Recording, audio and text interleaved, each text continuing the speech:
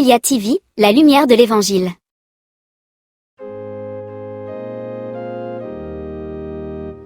Dieu, fais-nous revenir, que ton visage s'éclaire et nous serons sauvés. Aimés de Dieu, chers frères, chères sœurs en Christ et en humanité, heureux de vous retrouver autour de la parole de Dieu en ce dimanche 3 décembre 2023. Dans les têtes d'aujourd'hui, dans la première lecture, la deuxième que l'Évangile, nous avons des expressions qui nous orientent vers ce que nous célébrons, ce en quoi nous rentrons à partir de ce dimanche. Dans la première lecture, par exemple, tirée du livre d'Isaïe, le prophète crie vers le Seigneur et demande au Seigneur de revenir dans la situation qui est leur à l'époque. Dans la deuxième lecture, la première lettre aux Corinthiens, Saint Paul invite à savoir attendre le second retour, le second retour de Jésus, et nous fait découvrir que notre espérance, notre avenir, c'est le Christ glorieux. Et dans l'Évangile, Jésus invite à veiller. Voilà donc trois expressions, trois invitations qui nous orientent vers ce que nous commençons par vivre, le temps dans lequel nous entrons, le temps liturgique dans lequel nous rentrons en ce dimanche. Il s'agit du temps de l'Avent. Vous aurez compris, le mot d'ordre du temps de l'Avent, c'est l'attente. Nous allons la découvrir plus profondément tout à l'heure, mais commençons déjà par retenir que le temps de l'Avent est un temps de préparation. Et en tant que temps de préparation, le temps de l'Avent est d'une importance capitale. Vous savez que dans toutes les cultures humaines, tous les événements qui structurent le devenir de l'individu sont toujours précédés d'un temps de préparation. C'est le cas, par exemple, pour passer à l'âge adulte, pour entrer dans le monde des adultes, dans nos différentes cultures, il y a souvent des cérémonies d'initiation qui préparent et qui disposent à cela. Vous voyez, dans notre société d'aujourd'hui, pour avoir un certain nombre de diplômes, pour passer certains examens, nous avons des années, des mois, des semaines de préparation. Voilà. Donc, ce qui se prépare bien, c'est ce qui donne le résultat escompté. Du coup, dans la liturgie, dans la vie spirituelle, il en est de même. Tous les événements importants, tous les mystères de la vie du Christ dans l'Église, en liturgie, sont précédés de temps de préparation. C'est le cas, par exemple, de la Pâque, qui est précédée du grand temps de conversion qu'est le carême. C'est le cas, par exemple, de la neuvaine à la Pentecôte, qui dispose les cœurs à accueillir l'Esprit Saint à la Pentecôte, ainsi de suite. C'est le cas, n'est-ce pas, de Noël, de la naissance de Jésus, donc qui est préparé par le temps de l'Avent. Donc le temps de l'Avent est d'abord et avant tout un temps de préparation, et c'est ce qui lui donne sa spécificité. Il s'agit d'un temps de préparation à un événement. Voilà pourquoi le temps de l'Avent ne se comprend qu'en relation avec ce à quoi il prépare. Et ce à quoi il prépare, c'est la venue de Jésus. Donc le temps de l'Avent, c'est ce temps qui nous prépare à accueillir Jésus qui vient à Noël. Parce qu'à Noël, qu'est-ce que nous célébrons? Nous célébrons la venue de Jésus. Mais de quelle venue est-il question, vraiment question? Eh bien, chers amis, chers frères, chères sœurs en Christ et en humanité, il faut qu'on arrive à mieux le comprendre. Jésus est venu, il nous a dit qu'il viendra. Mais ce que nous oublions souvent, c'est qu'il continue de venir. Il continue de venir dans nos sociétés, dans nos vies, dans nos problèmes. Il entre dans la barque de notre vie, comme nous pouvons le lire dans Marc chapitre 4, par rapport à l'épisode de la tempête apaisée. Il entre dans nos vies, il vit nos situations avec nous. Quand nous ouvrons la porte, eh bien, il entre. Donc, le temps de l'Avent, c'est ce temps qui nous prépare à commémorer, à nous rappeler de l'amour de Dieu qui choisit en son Fils d'épouser notre humanité pour pouvoir nous élever à entrer dans sa divinité. Dieu, sans cesser d'être Dieu, Jésus sans cesser d'être Dieu, épouse notre humanité, devient homme pour nous montrer la voie, pour nous élever, pour nous montrer comment triompher de toutes les situations qui nous empêchent d'être des sujets vivants debout devant la face du Seigneur, de toutes les situations qui nous empêchent d'être de véritables enfants de Dieu. Donc, c'est ce que nous célébrons en premier lieu, c'est la première venue.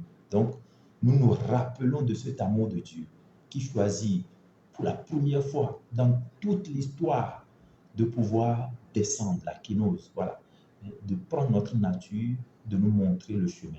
Et c'est ce que chante Saint Paul dans l'hymne aux Philippiens, Philippiens chapitre 2, à partir du 5e verset.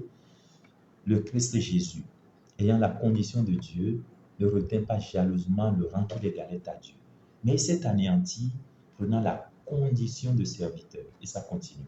Voilà. Donc c'est d'abord ce que nous célébrons. Jésus qui s'est fait petit, qui s'est anéanti. Voilà, la kénose, la descente de Jésus pour épouser notre humanité, pour nous montrer le chemin, pour nous sauver. Nous célébrons aussi cette venue dernière de Jésus, parce que Jésus qui est venu nous a dit qu'il reviendra pour juger les vivants et les morts. Et donc c'est à la fin des temps, la fin, donc nous voulons parler de la parousie, à la fin des temps, Jésus reviendra juger les vivants et les morts. Et cette fin n'est pas simplement une fin dernière, elle est aussi individuelle, elle n'est pas forcément collective, parce que à chaque fois qu'une vie humaine s'arrête sur cette terre, eh bien c'est une fin et c'est également l'heure de la rencontre avec Dieu. Et cette rencontre est à préparer. Cette rencontre est à préparer et le temps de l'Avent nous aide à entrer dans cette dynamique de préparation à la rencontre, à accueillir Dieu dans notre vie, à rencontrer Dieu, à l'accueillir dans notre vie. Donc, Dieu vient à nous, il vient à nous à la fin de notre vie sur cette terre et il viendra à la fin des temps. Mais Dieu vient aussi chaque jour. Il frappe à la porte de notre cœur chaque jour. Il veut entrer dans la barque de notre vie, de nos situations, de nos épreuves chaque jour. Il veut prendre part à nos combats. Il veut prendre la tête pour lutter contre nos différentes situations. Eh bien, cette venue est d'une importance capitale aussi. Le temps de l'Avent nous permet de savoir que Jésus qui est venu, qui viendra, continue toujours par venir dans notre monde, par venir dans nos situations, et que nous devons apprendre à l'attendre, apprendre à l'accueillir, apprendre à lui ouvrir la porte. J'aime bien l'image qui a circulé sur les réseaux sociaux où on voit un homme dans sa maison avec la porte fermée, le poignet à l'intérieur, et Jésus qui frappe à l'extérieur, et au niveau de la porte à l'extérieur, on voit qu'il n'y a pas de poignée. Un peu pour dire que si l'homme n'ouvre pas, Dieu ne pourra pas entrer. Et par rapport à la liberté des enfants de Dieu, la liberté dans laquelle Dieu nous a créés, qu'il nous a donné, eh bien Dieu choisit lui-même d'être impuissant, je le dis entre guillemets, face à notre liberté. C'est ce qui nous rend responsables de nos actes. Du coup, si nous n'ouvrons pas la porte au Seigneur, si nous ne le choisissons pas par nous-mêmes, eh bien, il n'entrera pas dans la barque de notre vie pour lutter avec nous, pour nous associer à sa victoire sur la mort, sur le péché, sur tout ce qui est déjà mort en nous, pour nous redonner la vie. Eh bien, le temps de l'Avent, en bref, c'est ce temps qui aiguise, n'est-ce pas, le désir de Dieu, le goût de Dieu dans notre vie. C'est ce temps qui nous tourne, qui nous oriente vers Dieu, le seul essentiel, qui nous tourne vers Jésus.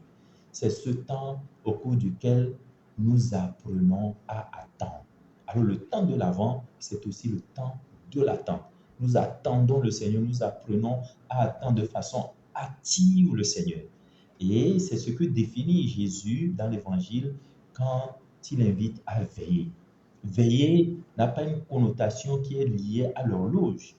Veiller dans cette dynamique où nous appelle Jésus, c'est être dans les dispositions pour ne pas être emporté par les vents contraires, pour ne pas être emporté par les tourbillons de contre-valeurs, pour ne pas être emporté par l'égoïsme qui sévit dans notre monde, la violence qui sévit dans notre monde, les dérives qui sévissent dans notre monde.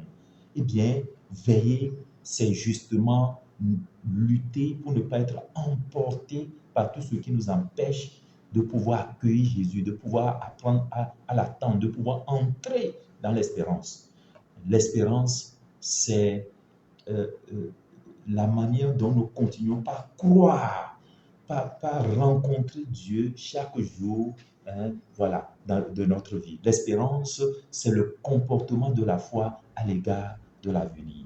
Voilà donc la chose. Le temps de l'Avent est un temps de préparation, le temps de l'Avent est un temps d'attente. Nous apprenons donc à attendre le Seigneur, à entrer dans l'espérance, à vivre de l'espérance et à travers notre foi nous élever pour entrer dans la divinité. Le temps de l'Avent nous apprend à nous tourner véritablement vers le Seigneur pour le rencontrer chaque jour, pour l'accueillir chaque jour dans notre vie et cheminer avec lui. Eh bien, j'aimerais finir ce petit moment de partage avec un texte de Paul Tillich, datant de 1948, de son œuvre Les fondations sont ébranlées. C'est un beau texte qui nous apprend à découvrir que Dieu ne peut pas être possédé, il ne peut qu'être attendu. Dieu, étant Dieu, ne peut être entièrement saisi, définitivement saisi. Tout comme on ne finit pas d'apprendre à se connaître, on ne finit pas d'apprendre à connaître même son conjoint, eh bien, Dieu ne peut être qu'attendu. Il ne peut être qu'espéré. Il est toujours nouveau. Écoutons Paul Tillich. Attendre signifie n'avoir pas et avoir au même moment, car nous n'avons pas ce que nous attendons. Ou comme dit l'apôtre, espérant ce que nous ne voyons pas, alors nous l'attendons. La condition de l'homme dans sa relation avec Dieu, c'est avant tout la condition de quelqu'un qui n'a pas, qui ne voit pas, qui ne sait pas et ne prend pas. Une religion où l'on oublie cela, quelque contemplative qu'elle soit, quelque active ou raisonnable qu'elle soit, remplace Dieu par la création d'une image de Dieu. Notre vie religieuse se caractérise plus par cette sorte de création que par quoi que ce soit d'autre. Je pense, par exemple, au théologien qui n'attend pas Dieu puisqu'il le possède, enfermé dans une doctrine. Je pense à celui qui étudie la Bible, qui n'attend pas Dieu puisqu'il le possède, enfermé dans un livre. Je pense à l'homme d'église qui n'attend pas Dieu parce qu'il le possède, enfermé dans une institution. Je pense au croyant qui n'attend pas Dieu parce qu'il le possède, enfermé dans sa propre expérience. On supporte difficilement de ne pas posséder Dieu, d'attendre Dieu.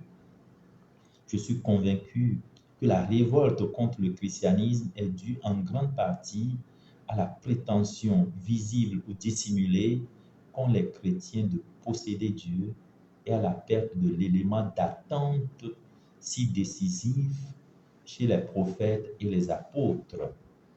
Ils ne possédaient pas Dieu, ils l'attendaient. Car comment Dieu peut-il être possédé?